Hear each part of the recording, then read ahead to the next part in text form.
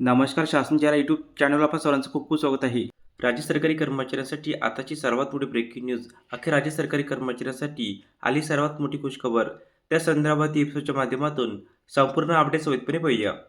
निवृत्तीवेतन आणि कुटुंब निवृत्तीवेतन धारकांना दिनांक 1 जानेवारी 26 पासून 60% महागाई भत्ता वाढ देण्याबाबत महाराष्ट्र शासनाच्या वित्त विभागामार्फत दिनांक 19/8/26 रोजी महत्त्वपूर्ण शासन निर्णय निर्गमित करण्यात आलेला आहे. शासन निर्णय. शासन असा आदेश देत आहे की राज्य शासकीय निवृत्तीवेतनधारक आणि कुटुंब निवृत्तीवेतनधारकांना त्यांच्या मूळ निवृत्तीवेतन आणि कुटुंब निवृत्तीवेतनाच्या एकूण रकमेवर दिनांक 1 जानेवारी 26 पासून अनुज्ञेय महागाई भत्ता वाढीचा दर 58% वरून 60% सुधारित करण्यात यावा.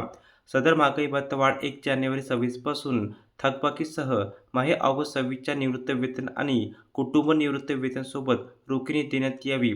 प्रत्येक वैयक्तिक प्रकरणी देय होणाऱ्या महागाई वाढीच्या रकमेची परिगणना करण्याची जबाबदारी ही निवृत्तीवेतन संवितरण प्राधिकारी म्हणजेच यथास्थितीत अधिदान व लेखा अधिकारी मुंबई कोषागार यांची राहील. शासन असाही आदेश देत आहे की ज्यांना निवृत्तीवेतन योजना लागू केलेली आहे अशा मान्यता व अनुदान प्राप्त शैक्षणिक संस्था, कृषीतर विद्यापीठे व त्यांची संलग्न असलेली अशासकीय महाविद्यालय यामधील निवृत्तीवेतनधारक आणि कुटुंब निवृत्तीवेतनधारक यांना वरील निर्णय योग्य त्या फेरफारासह लागू राहील.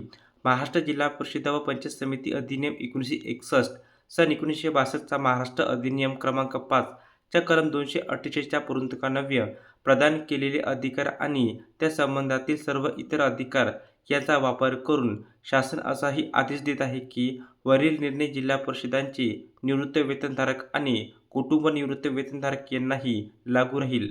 या संबंधीचा खर्च वरील परिच्छेदात नमूद केलेल्या निवृत्तीवेतनधारकाची निवृत्तीवेतन च्या अर्थसंकल्पीय लेखा शीर्षकाखाली खर्ची टाकण्यात येतात त्या लेखा शीर्षकाखाली खर्ची टाकण्यात यावा व तो त्या लेखा शीर्षकाअंतर्गत मंजूर अनुदानातून भागविण्यात यावा. शासनाने वेळोवेळी मंजूर केलेल्या निवृत्तीवेतनावरील महागाई वाढ देण्याबाबतचे सध्या अस्तित्वात असलेले सर्व आदेश योग्य त्या फेरफारासह आता मंजूर केलेल्या महागाई वाढीस देखील लागू राहील. धन्यवाद.